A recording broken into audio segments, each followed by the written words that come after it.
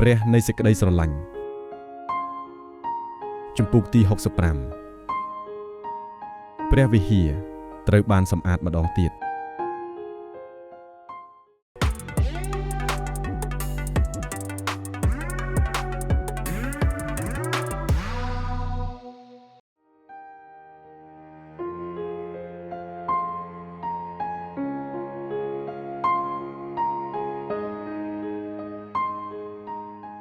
កាលព្រះគ្រីស្ទទើបចាប់ផ្ដើមផ្សាយដំណឹងជាដំបូងទ្រង់បានបណ្ដេញពួកអ្នកដែលបង្ខូចព្រះវិហារដោយសារការលក់ដូរមិនបរិសុទ្ធឥរិយាបថតឹងរឹងហើយដូចជាព្រះបានធ្វើឲ្យពួកជំនួញដ៏ប្រកបដោយឧបាយកលបានភ័យរន្ធត់ក្រៃលែងនៅចុងបញ្ចប់នៃបេសកកម្មរបស់ទ្រង់យាងមកឯព្រះវិហារម្ដងទៀតហើយឃើញថានៅតែមិនបរិសុទ្ធដូចពីមុនដដែលឃើញថាមានសភាពការអាក្រក់លើសពីមុនទៅទៀតទីធ្លាខាងក្រៅនៃព្រះវិហារមើលទៅដូចជាក្រោលគោដូច្នោះសម្រែកនៃសត្វពាហនៈនិងសូរស័ព្ទរឹងនៃកាក់បានលាយឡំជាមួយនឹងសម្លេងខឹងឆេះឆួលនៃការឆ្លោះប្រកែកគ្នារវាងពួកអ្នកលក់ដូរហើយនៅក្នុងចំណោមពួកគេមានឮសម្លេងរបស់ជនកាន់តំណែងបរិសុទ្ធផងដែរពួកកាន់តំណែងខ្ពង់ខ្ពស់ប្រចាំព្រះវិហារទាំងនោះកំពុងតែរវល់ទិញនិងលក់ហើយបដូរប្រាក់កាសពួកគេត្រូវបានគ្រប់គ្រងដោយសេចក្តីល្មោបចង់មានចង់បានរហូតដល់មើលទៅគ្មានគ្រាន់បើជាងពួកចៅសោះឡើយនៅចំពោះព្រះភ័ក្ត្រព្រះពួកសង្ឃនិងពួកមេដឹកនាំដែលគួរតែជាគំរូនៃភាពបរិសុទ្ធបានចូលរួមក្នុងអំពើនេះពួកគេប្រើសាសនាដើម្បីរកផលប្រយោជន៍ផ្ទាល់ខ្លួនការថ្វាយយញ្ញបូជាបានក្លាយជាពិធីដែលគ្មានការប្រែចិត្តពិតប្រាកដសោះឡើយពួកគេបានភ្លេចថាឈាមសត្វគ្រាន់តែជានិមិត្តរូបនៃព្រះលោហិតរបស់ព្រះគ្រីស្ទដែលនឹងសង្គ្រោះមនុស្សពីបាបព្រះយេស៊ូវបានឃើញភាពនេះហើយព្រះハរតីទ្រង់ពោពេញដោយសេចក្តីសោកស្ដាយនិងសេចក្តីក្រោធជាខ្លាំងទ្រង់បានដឹងថាមនុស្សកំពុងតែធ្វើឲ្យបាត់បង់អត្ថន័យពិតនៃការថ្វាយបង្គំហើយជំនួសឲ្យការមានចិត្តរៀបទៀបពួកគេវិញកាន់តែរឹងរូសឡើង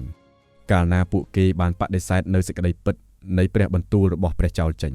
នោះទ្រង់នឹងបណ្ដាលឲ្យគេមានចិត្តរឹងរូសវិញតាមរយៈហោរាព្រះបានបញ្ជាក់ថាការស្ដាប់បង្គាប់និងការធ្វើល្អមានតម្លៃលើសជាងយ៉ាញ់បូជាព្រះមិនសពព្រះハរតីនឹងពិធីសាសនាដែលគ្មានចិត្តបរិសុទ្ធទេប៉ុន្តែទ្រង់ចង់ឲ្យមនុស្សប្រែចិត្តលះបង់អំពើអាក្រក់និងរស់នៅដោយយុត្តិធម៌ពេលព្រះយេស៊ូវឈរនៅព្រះវិហារទ្រង់មានបន្ទូលដោយអំណាចថាដំណាក់អញត្រូវហៅថាជាទីអធិស្ឋានតែអ្នករាល់គ្នាបានធ្វើជារោងចោលវិញព្រះបន្ទូលនេះបានធ្វើឲ្យប៉ះពាល់ចិត្តមនុស្សយ៉ាងខ្លាំងហើយគ្មាននរណាអាចប្រឆាំងបានឡើយពួកអ្នកលក់ដូរនិងសង្ឃបានរត់ចេញដោយភ័យខ្លាចបន្ទាប់ពីសម្អាតព្រះវិហារមនុស្សជាច្រើនបាននាំអ្នកជំងឺមកឯទ្រង់ព្រះយេស៊ូវបានព្យាបាលពួកគេដោយសេចក្តីមេត្តាករុណាទីដែលធ្លាប់ពេញដោយអំពើពុករលួយឥឡូវនេះបានក្លាយជាទីនៃការព្យាបាលនិងសេចក្តីសង្ឃឹមវិញមិនយូរប៉ុន្មានពួកសង្ឃនិងពួកមេដឹកនាំក៏នាំគ្នាត្រឡប់មកកាន់ព្រះវិហារវិញនៅពេលដែលចលាចលបានស្ងប់ស្ងាត់ទៅពួកគេព្រួយបារម្ភថាតើព្រះយេស៊ូវនឹងធ្វើអ្វីទៀតពួកគេសង្ឃឹមថាទ្រង់នឹងឡើងគ្រងរាជ្យលើបល្ល័ង្ករបស់លោកដាវីតកាលបានត្រឡប់មកព្រះវិហារវិញទាំងស្ងប់ស្ងាត់ហើយគេក៏ឮសំឡេងមនុស្សប្រុសស្រីនិងកូនក្មេងសរសើរព្រះលុះចូលមកដល់ហើយគេឈរស្រឡាំងកាំងនៅមុខទស្សនីយភាពដ៏អស្ចារ្យគេបានឃើញមនុស្សឈឺបានជាមនុស្សខ្វាក់មើលឃើញមនុស្សថ្លង់បានឮហើយមនុស្សខ្វិនលោតអសប្បាយចំណែកក្មេងៗអសប្បាយខ្លាំងជាងគេព្រះយេស៊ូវបានព្យាបាលជំងឺរោគារបស់គេទ្រង់បានបីត្រកងគេថែមទាំងទទួលការថើបពីពួកគេដោយព្រោះគេស្រឡាញ់ដឹងគុណហើយក្មេងខ្លះដេកលក់នៅនឹងព្រះឱរ៉ាទ្រង់កាលព្រះអង្គបង្រៀនបណ្ដាជនឥឡូវនេះពួកក្មេងៗនាំគ្នាបន្តច្រៀងទំនុកហូសាណាដែលគេបានស្រែកឡើងកាលពីថ្ងៃមុនហើយគ្រវីធៀងចាក់ថ្វាយពរជ័យនៅចំពោះព្រះអង្គសង្គ្រោះការស្រែកបន្តរបស់គេបានឮខ្ទរពេញព្រះវិហារថាសូមឲ្យព្រះអង្គដែលយាងមកដោយនៅព្រះនាមព្រះយេហូវ៉ាបានប្រកបដោយព្រះពរមើលស្ដេចរបស់អ្នកទ្រង់យាងមកឯអ្នកទ្រង់ជាអ្នកសុចរិតហើយមានជ័យជំនះក្មេងៗនាំគ្នាសរសើរទ្រង់ដោយហៅទ្រង់ថាជាស្ដេចសំឡេងសរសើរនេះធ្វើឲ្យពួកមេដឹកនាំមិនពេញចិត្តព្រោះវាបង្ហាញថាមនុស្សទទួលស្គាល់ព្រះយេស៊ូវហើយទោះជាយ៉ាងណាព្រះយេស៊ូវបានបញ្ជាក់ថាការសរសើរនេះគឺស្របតាមព្រះបន្ទូលហើយបើមនុស្សស្ងប់ស្ងាត់នោះថ្មនឹងសរសើរទ្រង់ជំនួសវិញពួកសង្ឃបានសួរព្រះយេស៊ូវអំពីអំណាចទ្រង់ដោយមានគោលបំណងចាប់កំហុស ប៉ុន្តែទ្រង់បានឆ្លើយដោយប្រាជ្ញាដោយសួរវិញអំពីលោកយ៉ូហានបាបទីស្ថាតើបុណ្យជ្រមុជទឹករបស់យ៉ូហានមកពីណាតើមកពីព្រះឬមកពីមនុស្សពួកគេបានដឹងថាគ្មានចម្លើយណាដែលគេអាចឆ្លើយបានឡើយ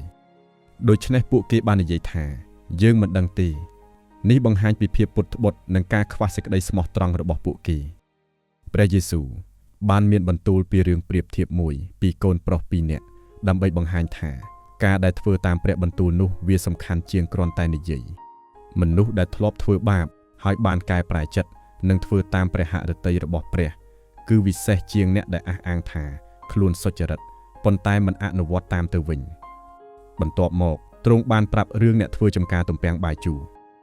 ព្រះបានផ្ដល់អ្វីល្អដល់មនុស្សប៉ុន្តែមនុស្សមិនស្មោះត្រង់ពួកគេបានបដិសេធនិងសម្លាប់អ្នកដែលព្រះបានបញ្ជូនមកហើយចុងក្រោយពួកគេបានបដិសេធព្រះរាជបុត្រារបស់ព្រះនេះបង្ហាញពីស្ថានភាពយ៉ាងធ្ងន់ធ្ងរនៃបាបដោយសារការបដិសេធព្រះយេស៊ូវបានពន្យល់ថាទ្រង់ជាថ្មជ្រុងយ៉ាងឯកអ្នកណាដែលជឿលើទ្រង់នឹងមានសុវត្ថិភាពប៉ុន្តែអ្នកដែលបដិសេធនឹងមានសេចក្តីហិនវិនាសព្រះគ្រីស្ទទ្រង់ជាថ្មដែរអាចជាសេចក្តីសង្គ្រោះហើយក៏អាចជាហេតុដែលនាំឲ្យមានការជំពប់ដែរមេរៀននេះបង្ហាញថាមនុស្សអាចជាអ្នកកាន់សាសនាប៉ុន្តែពួកគេបានបាត់បង់ទំនាក់ទំនងជាមួយព្រះការស្ដាប់បង្គាប់និងប្រែចិត្តពិតប្រាកដគឺសំខាន់ជាងពិធីអ្វីទាំងអស់ព្រះទ្រង់ស្វែងរកចិត្តដែលស្មោះត្រង់មិនមែនការសម្ដែងខាងក្រៅនោះទេទោះបីយើងប្រារព្ធពិធីសាសនាច្រើនយ៉ាងណាក៏ដោយក៏ព្រះទ្រង់មិនសព្វព្រះហឫទ័យដែរបើចិត្តរបស់យើងពេញដោយអំពើអាក្រក់ការលោភលន់និងភាពពុតត្បុតនោះព្រះគ្រីស្ទទ្រង់ចង់សម្អាតចិត្តយើងដោយដែលទ្រង់បានសម្អាតព្រះវិហារដែរទ្រង់ចង់ដកអ្វីដែលជាអំពើអាក្រក់ចេញហើយចាក់បំពេញដោយសេចក្តីស្រឡាញ់សុខសាន្តនិងសេចក្តីសុចរិតរបស់ទ្រង់ជំនួសវិញប៉ុន្តែយើងត្រូវអនុញ្ញាតឲ្យទ្រង់ធ្វើការនោះបងប្អូនជាទីស្រឡាញ់ក្នុងព្រះគ្រីស្ទជាទីមេត្រីសូមយើងពិនិត្យជីវិតខ្លួនឯងតើយើងរាល់គ្នាកំពុងរស់នៅដោយសេចក្តីស្មោះត្រង់ចំពោះព្រះឬទេឬយើងគ្រាន់តែធ្វើតាមប្រពៃណីថ្ងៃនេះព្រះយេស៊ូវនៅតែត្រាស់ហៅយើងរាល់គ្នាឲ្យប្រែចិត្តនិងត្រឡប់មករកទ្រង់ជាគ្រឹះដ៏មាំមួនដែលយើងអាចសង់ជីវិតរបស់យើងនៅលើទ្រង់បានដោយមានសុវត្ថិភាពបំផុតសូមកុំបដិសេធទ្រង់ដូចជាមនុស្សនៅសម័យនោះឲ្យសោះប៉ុន្តែសូមទទួលទ្រង់ដោយជំនឿនិងការស្ដាប់បង្គាប់វិញព្រោះអ្នកដែលសង់ជីវិតលើព្រះគ្រីស្ទពួកគេនឹងឈរមាំមួនទោះបីមានព្យុះនៃជីវិតយ៉ាងណាក៏ដោយនៅថ្ងៃនេះសូមលោកអ្នកសង់ជីវិតរបស់លោកអ្នកលើព្រះគ្រីស្ទហើយរស់នៅដោយសេចក្តីស្រឡាញ់និងសេចក្តីសុចរិតរបស់ទ្រង់ចុះ